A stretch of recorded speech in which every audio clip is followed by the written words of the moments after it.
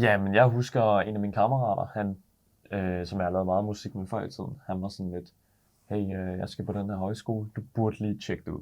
Gå ind og tjek det ud på hjemmesiden, så det gjorde jeg. Så jeg gik ind på rufh.dk, og så gik jeg ind på musiklinjen, og så med det samme, så blev jeg lidt fanget af det der med et stort, helt nyt studie, som kommer til at stå til rådighed for dem, som går på skolen. Og det var sgu altid noget, jeg gerne ville. Så jeg tænkte lidt, okay, nu tager vi lige et halvår, og så prøver vi det her. Så kommer jeg hen, så musikstudiet, og siden da har jeg nok siddet her hver dag. I hvert fald et par timer. Bare sidde og arbejde, for der er fantastisk lyd herinde, og mega lækkert setup her, som der står til rådighed og klar til brug.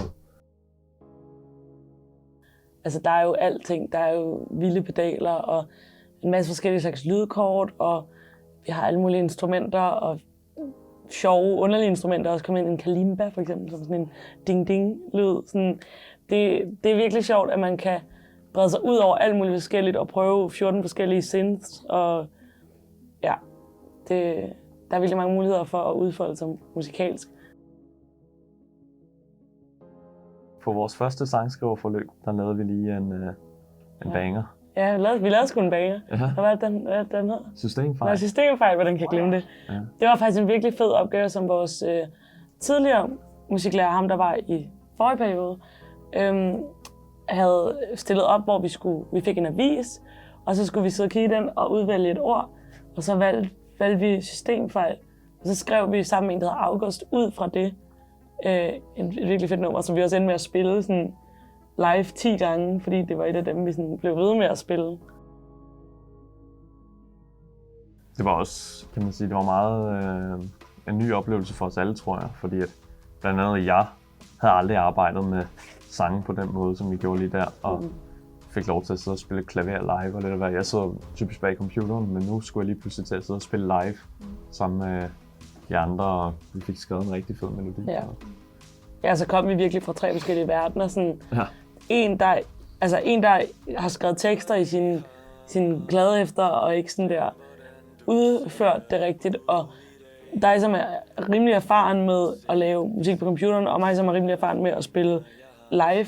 Altså sådan, det var en virkelig god kombination af forskellige sådan erfaringer og forskellige kompetencer, som bare endte i noget virkelig fedt. Altså, ja. Ganske enkelt. Altså, jeg kan huske fra første periode, at jeg blev sådan equally excited, om det var mig, der havde lavet noget fedt, eller om det var en af de andre boller, der havde lavet noget fedt. Og det gjorde bare det her rum sådan enormt trygt og åbent, og det gjorde, at man havde lyst til at arbejde på kryds og tværs alle sammen, fordi at alle havde bare den her indstilling om, at alle dem, der var i det her rum, de kunne noget, fordi de havde lyst til at lave det. Så tror jeg er blevet langt bedre nu, efter at vi er blevet undervist i den hel del i hvert fald, at det med at bare gå til den, prøve sig frem, lave noget, vise det frem, få feedback, og så være sådan der, okay, det her kan jeg godt arbejde med, så det lyder helvedes til nu, så vil jeg gerne gøre det bedre, og vi har remedierne til at gøre det bedre, og folkene, der kan hjælpe til. Ja. Meget positiv oplevelse indtil videre. I hvert fald også, det har øget min produktivitet. Det med at bare hele tiden have lidt folk, der skubber bag en og siger, hey, bliv ved.